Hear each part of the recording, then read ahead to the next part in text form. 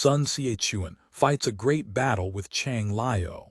What Ming required from Chang Fei was a formal recognition of responsibility for success. Said he. When Ko Yun went on his expedition, he gave written guarantee of being responsible for success, and you ought to do the same now that you are starting for Wuling.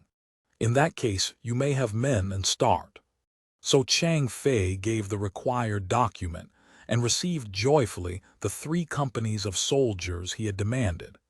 He set out at once and traveled without rest till he reached Wuling. When the prefect of Wuling, Qin H. Suen by name, heard that an expedition against him was afoot, he mustered his officers and recruited brave soldiers and put his weapons in order ready for the struggle. And his army moved out of the city. A certain secretary, Kung Chi, remonstrated with his chief for opposing a scion of the imperial house, saying, Liu Yuantair is of the hands and recognized as an uncle of the emperor. All the world knows he is kindly and righteous. Added to that his brother Chang Fei is extraordinarily bold. We cannot face them in battle with hope of success. Our best course is to give in. But his master angrily replied, Do you want to play the traitor and take the side of the rebels and help them? He called in the lictors and told them to put Kung to death. The other officers interceded for him, saying, It augurs ill to start an expedition by slaying your own men. So the prefect merely sent Kung Chi away. He himself led the army out of the city. After marching 20 li, he met with Chang Fei's army. Chang Fei at once rode to the front, spear ready to thrust, and opened with a shout. Qin H. Suen turned to his officers and asked who would go out to fight him, but no one replied. They were too afraid. So the prefect himself galloped out, flourishing his sword. Seeing him advance, Chang Fei shouted in a voice of thunder. Poor Qin was seized with panic, turned pale and could not go on. He turned his steed and fled. Then Chang Fei and his army went in pursuit and smote the fugitives, chasing them to the city wall. Here the fugitives were greeted by a flight of arrows from their own wall. Greatly frightened, Qin H. Suen looked up to see what this meant, and there was Kung Chi, who had opposed him, standing on the wall. You brought defeat upon yourself because you opposed the will of God, cried the traitor. I and the people with me are determined to yield to Liu Pei. Just as he finished speaking, an arrow wounded Qin H. Suen in the face, and he fell to the ground. Thereupon his own men cut off his head, which they forthwith presented to Chang Fei. Kung Chi then went out and made formal submission, and Chang Fei bade him take his letter and the seal to Kuan to Liu Pei, who was pleased to hear of Chang Fei's success, and gave the prefectship to Kung Chi. Soon after, Yuantair came in person and soothed the people. This done, he wrote to his other brother, telling him Tair and Zulong had gained a district each. Kuan at once wrote back and said that Changsha was yet to be taken, and if he was not thought too feeble, he would like to be sent to attack it. Yuantair agreed and sent Chang Fei to relieve his brother, whom he ordered to return and prepare for an expedition to Changsha. Kuan Yu came and went in to see his elder brother and Ming.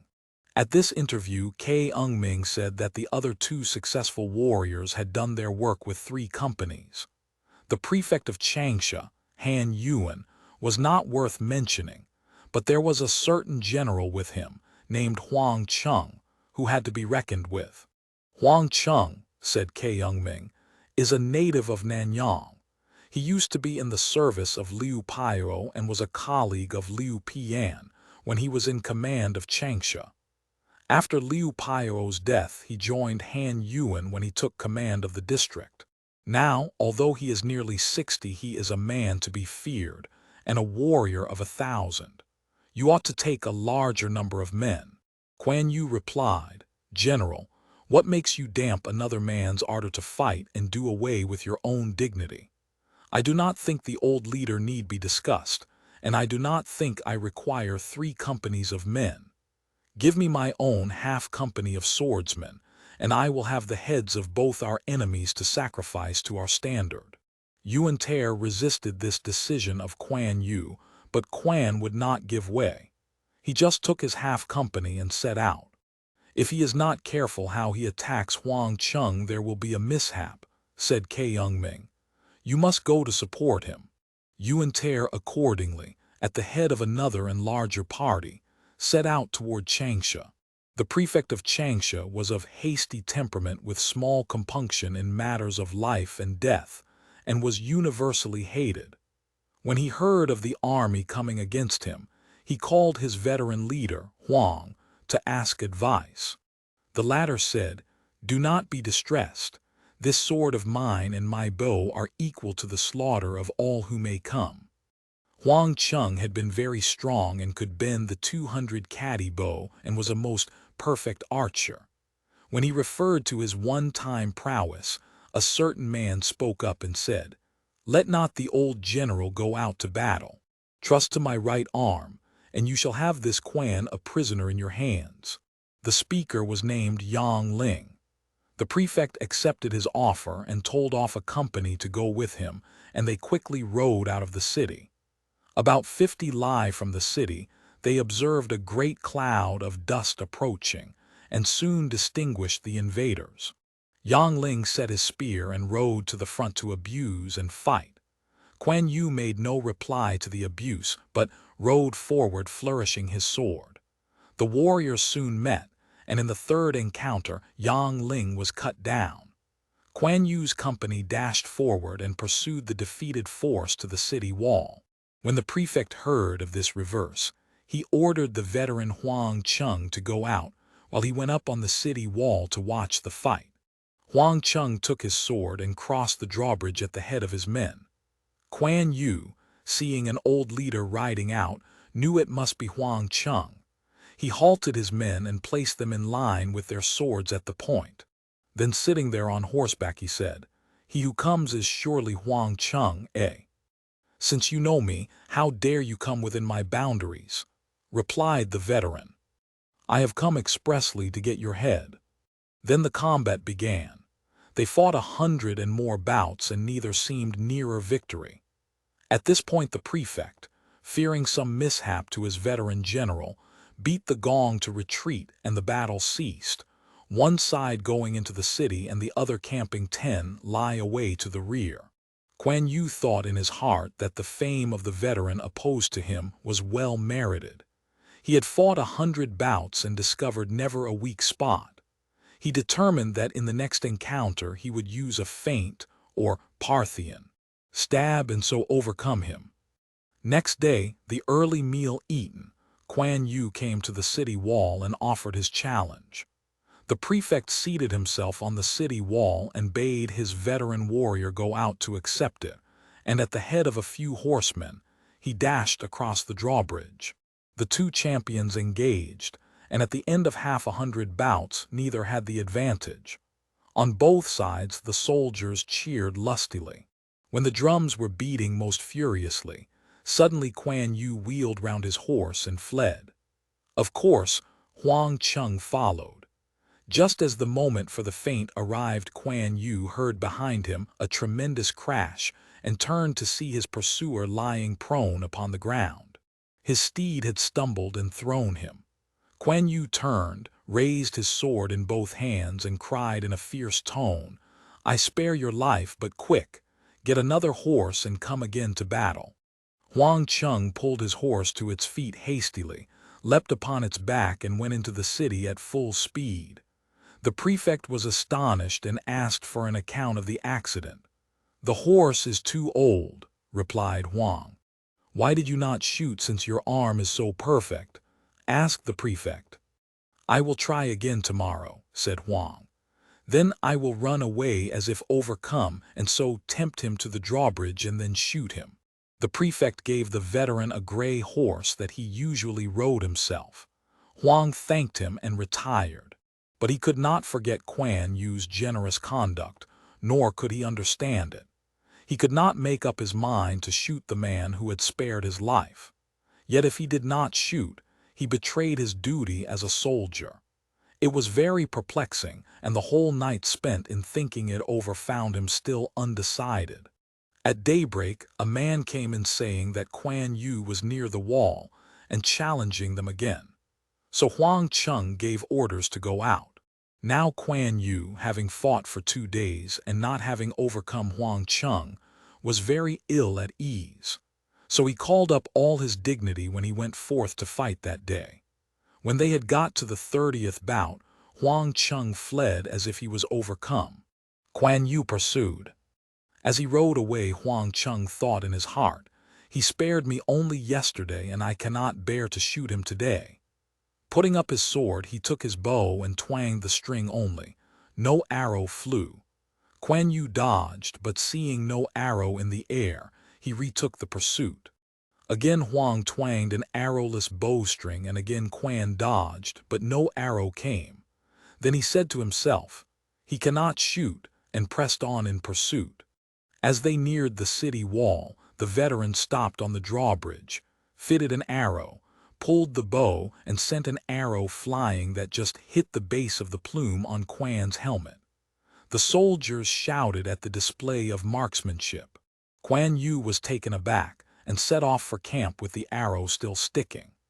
Then he heard that Huang Chung's skill was said to be equal to piercing a willow leaf at 100 paces, and he understood that he owed this warning in the shape of an arrow in his plume to gratitude for sparing the veteran the preceding day.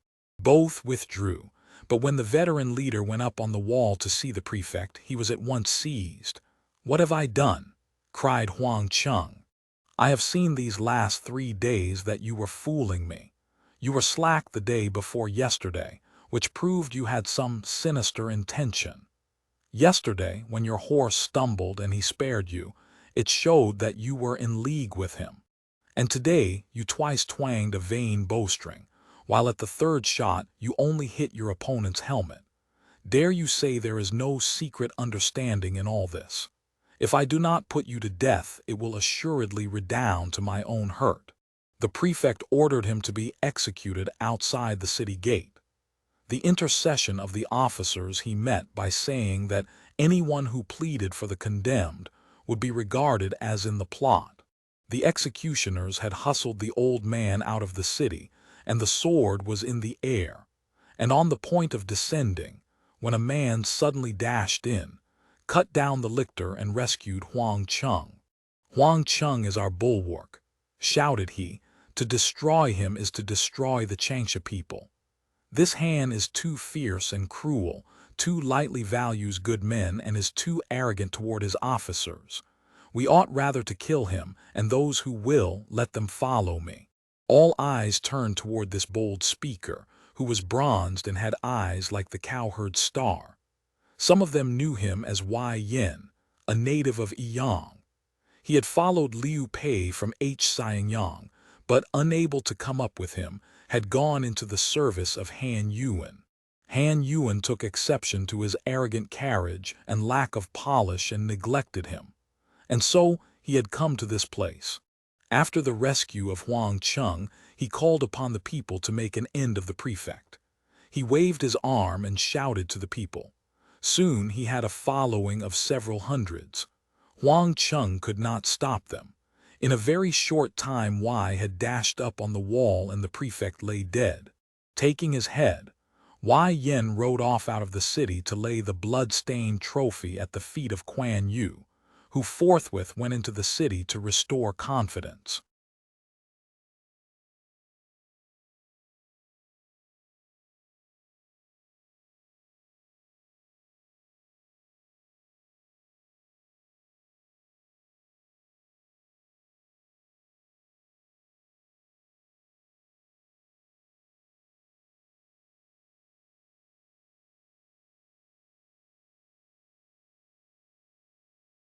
When the people were all quiet, Kuan sent to request Huang Chung to come to see him, but the old general pleaded illness. Next, he sent the good news to his brother and to Ming and asked them to come. Soon after Kuan Yu had left to capture Changsha, Liu Pei and Ming had followed him up with supports in case of need. While on the march, a black flag was furled backwards, and a crow flew over from north to south, croaking thrice as it passed. "What good or evil things do these omens presage?" asked Yuan-Ter. With hands hidden within his long sleeves, K-Ung-ming performed a rapid calculation on his fingers of the auspices and replied, "Changsha is taken and a great leader mastered. We shall know soon after noon." Sure enough, a simple soldier presently came galloping along with the welcome tidings of the capture of the city, and saying that the 2 city warriors who had aided them were near waiting the arrival of Liu Pei. Soon after they arrived, Liu Pei entered the city, where he was escorted to the magistracy, and heard the recital of Huang Cheng's deeds. Yuan-Ter went in person to Huang's house and inquired for him, whereupon he came forth and yielded formally. He requested to be permitted to bury the remains of the late prefect on the east of the city. Lofty as is heaven above earth was the spirit of the captain, who, even in his old age, suffered sorrows in the south. Cheerfully had he approached death, with no thought of resentment, but, bowing before the conqueror, he hung his head and was ashamed. Praise the sword, gleaming snow-white, and the glory of superhuman bravery. Consider the mail-clad steed snuffing the wind and rejoicing in the battle. That warrior's name shall stand high, and its brightness be undiminished, while the cold moon sheds her light on the waters of Hsiang and Tian. Yuan-Ter was generous toward the veteran leader who had come under his banner. But when Wei Yin was introduced, K-Ung-ming suddenly ordered him to be thrust forth and put to death. "He has merit, he has committed no fault," exclaimed Yuan-Ter. "Why slay him?" But K-Ung-ming replied, "Ingratitude. To eat a man's bread and slay him is most disloyal. To live on his land and offer his territory to another is most wrong. I see the bone of treachery at the back of his head, and he will certainly turn against his master. Wherefore it is well to put him to death and prevent him from doing harm. If we slay this man, others who may wish to surrender will be deterred by the danger. I pray you forgive him." K-Ung-ming pointed his finger at Wei Yin and said, "You are pardoned. You would do well to be perfectly faithful to your lord as well as grateful. Do not let a single thought stray elsewhere, or I will have your head by fair means or foul." Wei Yin went away, muttering to himself. Having given in with good grace, Huang Cheng introduced a nephew of Liu Pei'o, named Pian, then living in Yuxian nearby. Yuan-Ter employed him in the administration of Changsha.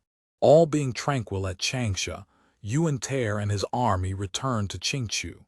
The name Yuqianku was changed to Kungan, and soon all was prosperous. Taxes were freely paid, and able men from all sides came to assist in the administration. Guards were placed at strategic points. It is time to return to Chu Yu. When he went to Ch Shaisang to recover from his wound, he left Kan Ning in command at Lingchun and Ling Tiong at Hanyang. The fleet was shared between these 2 places to be ready to move when required. The remainder of the force was under Ch Xiang Pu, and he went to Hofei, where Sun Ch Yuan had been since the fight at Red Wall. He was still fighting the northern army, and in half a score encounters, small and great, neither had gained a decided advantage. He could not approach the city, but entrenched himself about 50 li away. When he heard of the coming of reinforcements, he was very pleased, and went in person to meet and welcome the leaders. Lu Su was in advance of the main body, and Sun Ch Yuan dismounted and stood by the roadside to greet him. As soon as he saw this, Lu Su slid out of the saddle and made his obeisance. But the officers were amazed at the attitude of Sun Ch Yuan, and still more so when Sun Ch Yuan asked Lu Su to remount and ride by his side. Presently he said secretly to Lu Su, "I, the lone one, dismounted to greet you as you saw. Was that manifestation enough for you?" "No," replied Lu Su. "Then what further can I do? I want to see your authority and virtue spread over the 4 seas and enfold the 9 provinces, and you yourself playing your part as emperor. Then will my name be inscribed in the annals, and I shall indeed be known." Sun Xiaochuan clapped his hands and laughed gleefully. When they reached the camp, a banquet was prepared, and the services of the new arrivals were praised and glorified.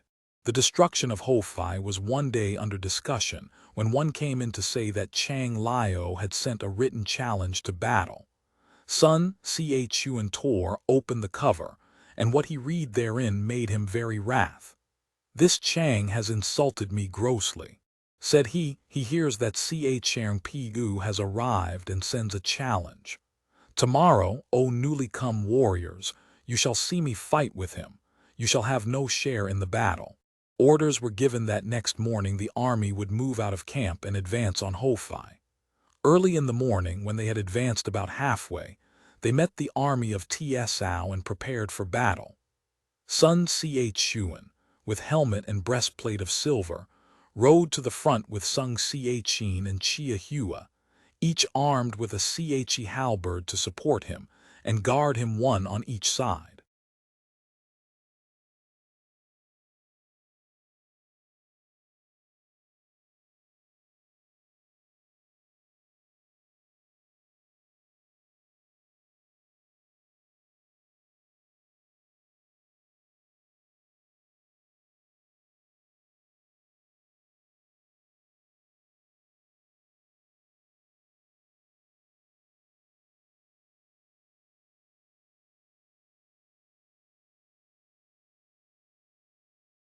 When the third roll of the drum ceased, the center of the Tsao array opened to allow the exit of 3 warriors, all fully armed. They were Chang Liao, supported by Lai Tine and Yo Qin. Chang Liao, the central figure, especially designated Sun Xiaochuan as the object of his challenge. Sun Xiaochuan took his spear and was about to accept the challenge, when the ranks behind him were broken by Taishi Tizu, who galloped forth with his spear ready to thrust. Chang Liao whirled up his sword to strike the newcomer, and the two fought near 100 bouts without a decisive blow. Then said Lai Tine to Yo Qin, "He there opposite us with the silver helm is Sun Xiaochuan. Could I but capture him, the loss of our 80 legions would be amply avenged." So speaking, he rode out, alone, just 1 man and 1 sword, and went sidelong toward the 2 combatants. Then suddenly, swift as a flash of lightning, he ran forward and slashed at Sun. But Sun Xiaochuan's 2 guards were too quick for him. Up went the 2 Xiaqi guarding their lord's head. The blow fell, but on the crossed Xiaqi which were shorn through near the head, and in another moment they were hammering away on the head of Yo Qin's steed with the shafts of their broken weapons and forcing him back. Sung Xiaqin snatched a spear from a soldier near and went in pursuit of Yo Qin, but Lai Tine, on the other side, fitted an arrow to his bow and aimed at Sung's heart from behind, and he fell as the bowstring twanged. Then Taishi Tizu, seeing a squadron of horse in motion toward him, left off the fight with Chang Liao and returned to his own line. At this, Chang Liao fell on in a swift attack, and the army of Wu, thrown into confusion, scattered and fled. Chang Liao, having distinguished Sun Xiaochuan in the distance, galloped in pursuit and had nearly come up with him, when Changpu happily rushed in from one side of the line of fight, stayed the pursuit and saved his master. Chang Liao withdrew to Hofei. Sun Xiaochuan was escorted back to his main camp, where his beaten soldiers gradually rejoined him, and their ranks were reformed. When Sun knew of the death of Sung Xiaqin, he was greatly pained and wept aloud. But Chang Hung, the recorder, reproached him, saying, "My lord, you relied too much upon your martial prowess and lightly engaged in battle with a formidable enemy.